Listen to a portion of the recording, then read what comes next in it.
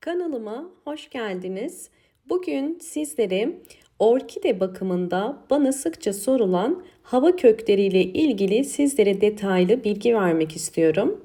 Orkidelerde hava kökleri genelde saksı yetiştirme ortamının dışında büyüyen köklerdir. Yani bu kökler saksının dışında büyürler, içinde büyümezler. Ve bazı orkidelerde çok sayıda hava köklerini görebiliyoruz. Bazı orkidelerde hiç yokken bazı orkidelerde ise hava kökleri daha da azdır.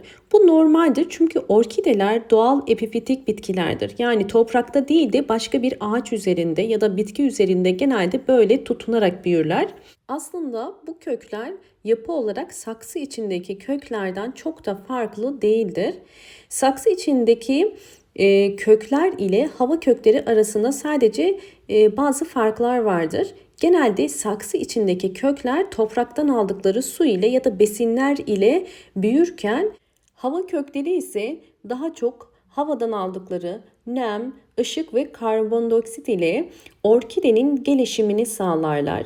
Eğer sizlerin de orkidelerinizde bakın benimki gibi çok sayıda hava kökleri varsa ve özellikle bu hava köklerinin uçları bu şekilde yeşil ise, aktif ise bu orkidenizin aslında size sağlık durumunun çok iyi olduğunu gösteriyor. Gelişiminin çok iyi olduğunu size gösteriyor. Çünkü hava kökleri genelde sağlıklı orkidelerde ortaya çıkar ve bu da orkidenin gelişimini hızlandırır. Bakın hemen göstermek istiyorum. Bu orkidemin yeni bakın bir çiçek dalı çıktı.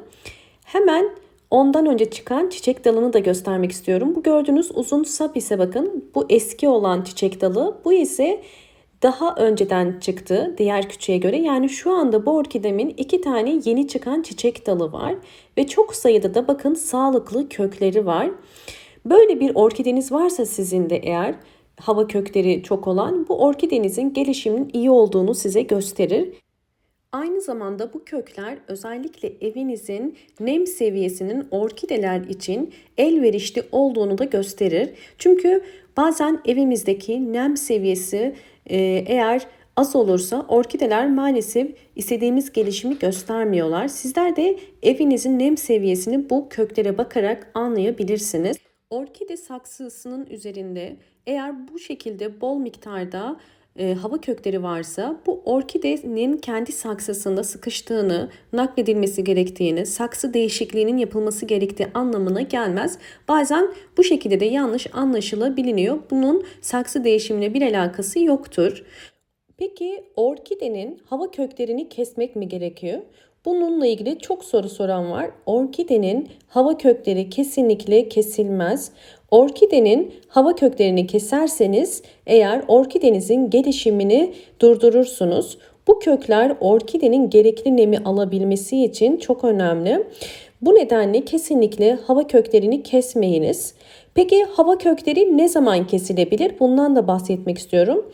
Özellikle yeni bir orkide aldığınız zaman orkidenin hava köklerinde kurumalar olabilir. Bu gayet normaldir. Çünkü orkideler hava değişikliğinde hemen tepki olarak ya tomurcuk dökerler ya köklerinde bir çürüme olabilir. Bunlar sık karşılaştığımız bir durumdur. Bu da benim yeni aldığım çiçeksiz bir orkide.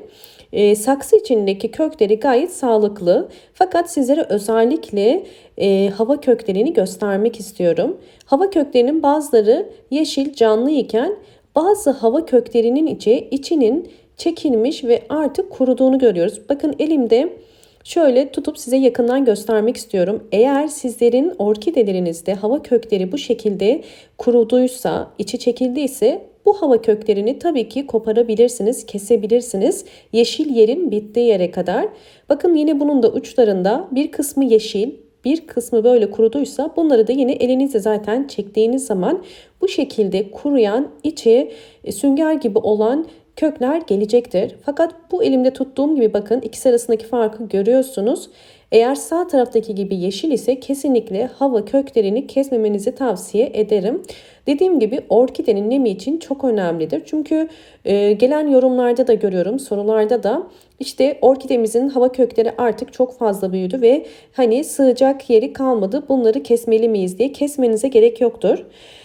Ama şunu belirtmek isterim. Eğer orkidenizin kökleri, hava kökleri çok fazla artık büyüdüyse ve gövde kısmı da çok yüksek ise orkidenizde gençleştirme işlemi yapabilirsiniz. Bu gençleştirme işlemini yapabilmeniz için orkidenizin hava köklerinin çok fazla olması gerekiyor ve aynı zamanda gövde kısmının da yüksek olması gerekiyor. Gençleştirme işlemi için orkideyi gövdeden keserek, tabi bunun için orkide bakımında tecrübeli olmuş olmanız gerekiyor. Yoksa orkidenizi ziyan edebilirsiniz. Buna dikkat edin.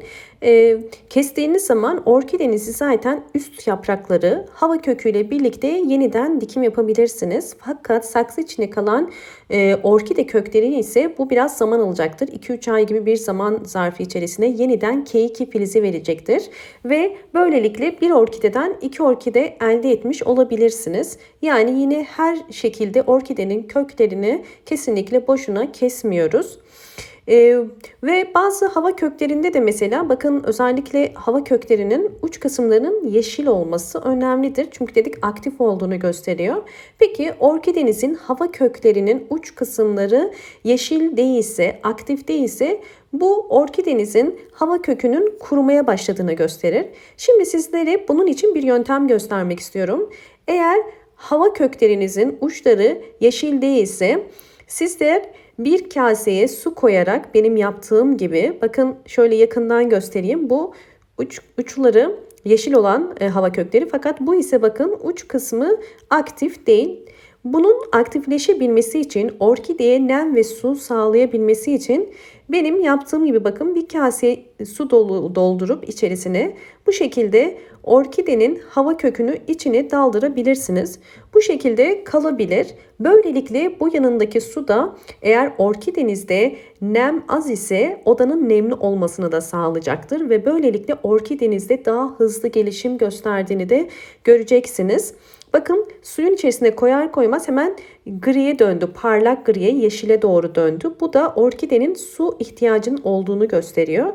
Tabii ki orkideyi sularken kesinlikle hava köklerine bakarak sulamayın. Eğer böyle yaparsanız bir yanılgı olmuş olur. Çünkü genelde saksı içindeki köklere bakmanız gerekiyor. Saksı içindeki kökler bazen yeşil olur.